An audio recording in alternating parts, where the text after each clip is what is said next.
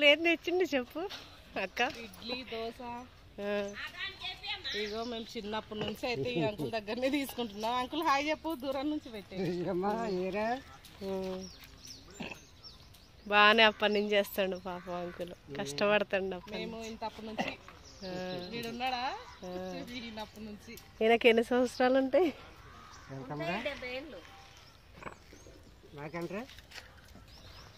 ఇడ్లీ ఒక 20 రూపాయల వెయ్యి, ఇంకొక 20 వెయ్యి. మా పిల్లలు ఉన్నారు కదా, ఇగో ఈ పిల్లలల్లా ఇడ్లీ తింటావా కావ్య? నువ్వు రిషి? ఇగో హాయ్ అండి. ఇదిగో ఈ అంకుల్ అయితే మాకు చిన్నప్పటి నుంచి తెలుసు అండి. అంకుల్ ఒకసారి చూడు, హాయ్ చెప్పు. ఎందుకు అంటున్నాడు?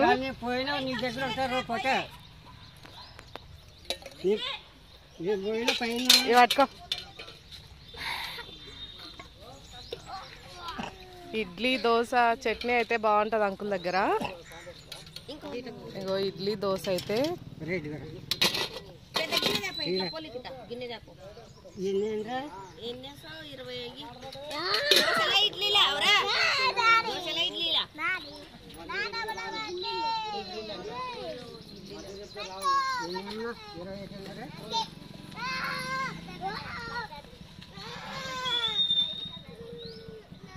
మా గల్లీకి అయితే రాడు, అటు నుంచి అటు స్ట్రైట్కి వెళ్తాడు. ఈరోజు నేనే కావాలని పిలిచిన అంకుల్ని దోశ ఇడ్లీ తీసుకుందామని.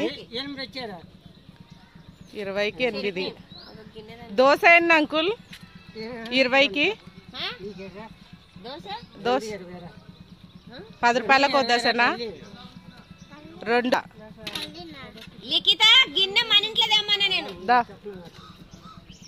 ఇంకా రా రిషి.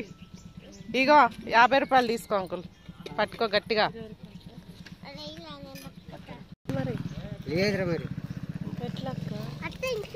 బోండా కూడా ఉన్నాయి. కూర చేస్తున్నా, టమాటా కూర.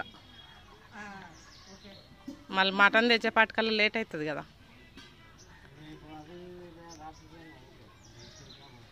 అందుకే ఇప్పుడు ఎందుకు, రాత్రికి తెచ్చుకుంటే సరిపోతుంది.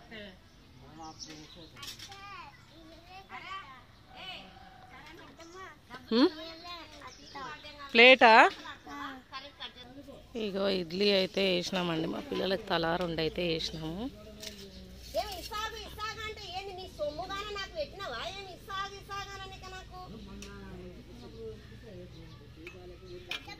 ఓ రండి తినండి. ఇంట్లో అయితే అన్నం అయిపోయిందండి, అన్నం వండేసిన. ఇగో చాయ్ ఉడుకుతుంది, చాయ్ కూడా వచ్చింది. టమాటా కూర అయితే చేస్తున్నా. ఈరోజు సండే కదండి, అయితే పొద్దున్నే ఇంకా మామూలుగా ఈరోజు అయితే వంటనే చేసేసిన. టమాటా కూర చేస్తున్నా.